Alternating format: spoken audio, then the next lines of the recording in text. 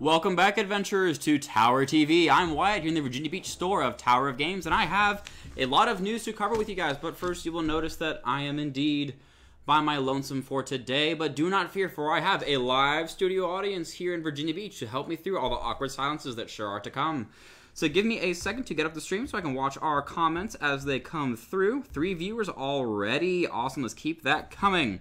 But as far as what we will be covering today, I have restock notices, including whatever is left, or lack thereof, for Midnight Hunt, some of the Stormcast Eternal Supplies, Dice, and D&D. And so with that, let's go ahead and pop into it. That being said, we are here at the end of pre-release. Oh my goodness. Midnight Hunt was an absolute blast. However, on the tail end of it, we have no more pre-release packs available for sale. A post went up earlier, I believe today, letting everyone know that, but in addition to that, we also have no booster boxes. Set booster boxes were sold Friday, just gone. Pre-release packs also sold out, so we don't have any of those, but come actual release day, we will have more supplies for sale for you guys. And including some of those restocks, we will also have draft boxes available for the day of primary release, collector boxes for all those shiny and alternate arts. The basic lands are excellent. And we also have the commander decks. Now, I misspoke earlier this week, I believe, because I was under the impression these were the $20 commander decks. No, these are like full release, $40 up to snuff commander decks, selling for $40 MSRP. And those decks are Coven Counters and Undead Unleashed. Just in time to riot. It may indeed be time to riot. I have no idea. I'm kind of behind a table. We'll work with that. And let's see, as far as the restock of set booster boxes, I am unsure as of the quantity that we will have upon this coming Friday. However, for those who are unfamiliar or have not visited us in store yet, we do have a system called special order. That's the word. If you are looking to actually have a box ordered, but we don't have any in stock, we can make sure that we can get a hold of one for you whenever it does come in. So if you would like one special ordered for you, feel free to call in either of our stores and we'll see what we can do for you.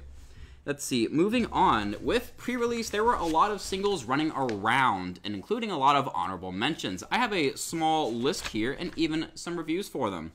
Because even for the first one is Cathar Commando. Cathar Commando is 1 white and a generic flash creature, and you can also pay 1 generic mana to destroy target artifact or enchantment, and it's a 3/1. Very versatile creature. I've also seen that little 3/1 give a lot of untransformed werewolves a bad day. And so for a little bit of a review as of what I could use that card for, a nice use of Cathar Commando is as both a, let's see, he's what, a soldier? Yeah, I'm pretty sure he's a soldier. And he's just removal on a body. It's fantastic. But yes, for all of the not fans of, what was it? The Meat Hook Massacre? Yeah, Cathar Commando, real good. And Dire Strain Rampage is another staple that came out in this set for 1 generic, or green and a red for a sorcery. As far as this text, it's a decently heavy block, but let's just hop it out a little bit slowly. With, you can destroy target artifact, enchantment, or land. Green and red has always had a decent amount of removal in general, but now you can destroy lands. And if a land was destroyed this way, its controller may search their library for up to 2 basic land cards, put them onto the battlefield tapped, and then shuffle. Otherwise, its controller may search their library, for a basic land card and put it onto the battlefield tapped, then shuffle. As far as a similar effect that you are used to in some of the older standard formats from Guilds of Ravnica, this looks very similar to Assassin's Trophy. While Assassin's Trophy is able to target any permanent, you can still get a lot of the heavy hitters that you'll see in most of the formats with, I put this sheet all the way in the back, Dire Strain Rampage. Alright, and it also has flashback for a red, a green, and 3 generic. Is that better than Assassin's Trophy, or slightly worse for the upcost? You decide, let us know in the comments. And as far as the next one, Ecstatic Awakener. For anyone who has played me in a game of Magic, you know that I am a huge fan of playing black. I am still looking for playsets of the new Gissa Glorious Resurrectionists, but that's a note for another time. As far as what Ecstatic Awakener does, it is 1 in a black common for a 1/1 human wizard. Not entirely the most astounding creature, but just wait. Because you are also able to pay 2 generic and a black to sacrifice a creature and draw a card to transform it. And while you can only activate this once each turn, you are able to use creatures that you aren't using at the moment for a creature you can absolutely use, as the Ecstatic Awakener will transform into a 4/4 Awoken Demon. For a common, that is a real easy card to get a hold of for all of my standard players out there, or if you're just looking for a nifty little card to spice up some of your Innistrad decks, a Static Awakener is indeed there for you. Gavany Dawnguard is another card that came out in this set, and while it is specific to the Day and Nightbound mechanic, if this Day and Nightbound mechanic continues in Crimson Vow, I expect this card to go up at least a little bit, probably like a $5, $6 card maybe. But to describe what it is, the Gavany Dawnguard is a 3/3 human soldier for 1 and white, and it has Ward 1. If it is neither day nor night, it becomes day as Gavany Dawnguard enters the battlefield.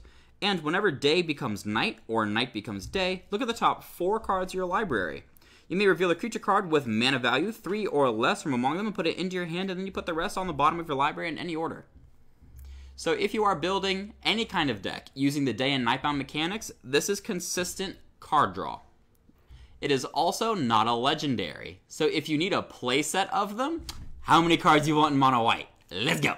It's great. But as far as the best of them all, in my opinion, because I play a lot of aristocrat decks, so this is so much fun, the Meat Hook Massacre. It is a black and X mana cost for a legendary enchantment. When it enters the battlefield, each creature gets -X until end of turn. X, for those who are unfamiliar, meaning however much mana you would like to pay into it to get the effect that you are looking for. And whenever a creature you control dies, each opponent loses 1 life. Whenever a creature an opponent controls dies, you gain 1 life. And this is an enchantment. So you can have your Blood Artists, Zulaport Cutthroats, or whatever else for your commander decks, but now you can also have a board wipe and aristocrat piece. Ow. But those are some of the good cards that we saw, but now moving on to some of the stock that we have in. We mentioned last week that there's going to be Stormcast Eternals and Auric Warclans coming out, and they have indeed hit the floor. As far as what I have left for the Stormcast Eternals, I have 4 of the Battletomes for the Stormcast, 2 of the actual decks of unit battle cards. I have 4 Knight Judicators left on the floor, and 3 Stormstrike Chariots. I have not yet heard any of the reviews on how these units are doing right now, but if you have actually played with these models and you want to let us know how they're doing, let us know in the comments below. And we also have for the Auric Warclans 6 Battletomes. And 5 unit cards, 4 Beast Skewer Killbows, and 3 Bosses. Excuse me. And so all of those are still on the floor, so if you are looking to spice up the supply that you got from either your starter kits for Age of Sigmar 3rd Edition or even your Dominion boxes, they are indeed here for you. And moving straight on to dice. D&D has been a huge topic that is up and on the rise nowadays. Thank you for all of our fans out there who are also D&D players, including our fans of the Rogue DM, still playing in store. But point being, we have a large new wave of foam brain dice. If you have visited us in store, you will often hear either one of us or probably me ranting about rubber ducky dice. For no other fact than it is that much fun to say. And if you are looking for a rubber ducky dice or any kind of the more quirky or, I won't say shiny because all metal dice are shiny, or like the more peculiar metal dice sets, Foam Brain is the company that will have those for you. And so as far as what we have for them, they are normally regularly recommended to customers looking to roll a quirky colored set of dice. They also have a new design that I am a huge fan of that are flail dice. And literally, it is a D20 with spikes. It is a spiked D20. If you chuck this thing at drywall, I'm pretty sure it would stick. It is wonderful. But they also have sword designs, which will be in black-gold color schemes, blue-red color schemes, blue... I already said blue-gold.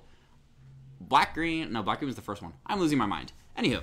All of those sets are in. Those are the metal sets. And we also have the plastic sets, which will be your general like resin or plastic actual dice, but there is usually some sort of item inside, like rubber duckies, swords, maces, skulls, 4-leaf clovers if you're really feeling that bad about your luck, or whatever else is probably getting your fancy for your next dice set. If you are looking, they will be in store in Virginia Beach and Newport News. Let's see.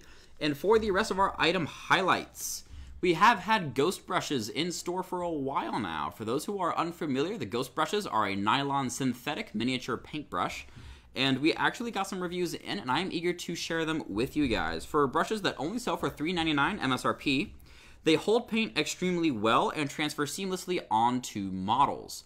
And so whenever you're actually getting a brush that you are looking to use continuously, some issues that do occur is that they can fray at the end as paint gets into the, I think it's called, no, nib is for pens, into the metal part at the end of it where the bristles connect to the actual like handle of the brush. As paint gets in there, it may fray and split, or even for other issues, they are also going to be able to not lose their shape entirely. They also tend to go flat after a while. For these nylon synthetics, they are able to hold their shape, and they also require minimal effort in cleaning. So if you're looking to pick up some of those are also in store for, again, only $3.99 MSRP. But for getting to D&D, we have two items that I would like to share with you guys. We have the Wild Beyond the Witchlight item description, as well as the DM Screen Dungeon Kit. We explained it last week, and we had some expressed interest here in store as of what it actually contained, and now I'm here with a description for you guys. So for the Wild Beyond the Witchlight, it is the new source book coming from Wizards of the Coast that is all about the Feywild and the Witchlight Carnival. And so there are two new races that you are able to play inside the book, the Fairy and the Harangon, I think it's called. And it is a humanoid rabbit. So for all of my other players out there, I believe I mentioned this last week, if you are looking to be a fairy barbarian who wields a frying pan, feel free to help yourself and roll that lovely d12. Let's see. And there are also two new backgrounds in the book. There is the Feylost, or characters who grew up in the Feywild. And there's also the Witchlight Hand, for characters who work at the Witchlight Carnival and are spreading the schemes of their bosses at the main camp. And it is also the first official D&D adventure set primarily in the Feywild with encounters that have scripted non-combat options, so you can roleplay your entire way through the book. As a big roleplay fan, I am a huge proprietor of it, but my barbarian characters might have other words. But depending on what your party decides, we shall see how that book goes for you. Those will be available pretty soon, so keep an eye on our Facebook page and we'll make an announcement when they come out. Let's see, and then the DM Screen Dungeon Kit. As Wizards is always looking to assist new players in getting started or give them new tools to actually keep track of a very confusing game for starting out, they have the new DM Screen Kit. Not screen, kit. And to describe what is inside of it, the screen is specifically designed for dungeon delvers, with tables for encountering monsters and exploring ruins and dungeons. There's also 36 punch-out dungeon geomorph cards to help sculpt the face of your dungeon on the table. And so if you already have a 3D playing field, you'll already be fairly used to this, or if you have a flat, like dry erase tiles, then these pieces will come in handy as you are able to add some type of three-dimensionality, I guess the word to put it, to your gaming table as your party is exploring the dungeons that the devious dungeon master has set out for them. And there is also numbered dry erase grids on one side for crafting dungeons, and on the other side is a summary of the character's primary actions.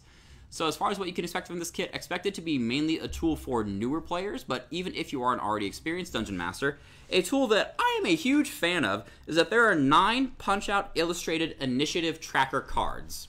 So instead of always having to keep a list on the side, you can just go, number 1, here, 2, here, 3. Oh wait, that's me, as you go for the baddies. But that is what we will have for the DM Screen Dungeon Kit, and that will also be released here pretty soon. And when those release, also expect the news on our Facebook, and we'll also be making a note on the Sunday stream of that week when they release. But that is about all the news that I have for you guys here today. But for our closing remarks, keep in mind that a Song of Ice and Fire demo is coming this Tuesday in the Virginia Beach store from 6 to 10 p.m.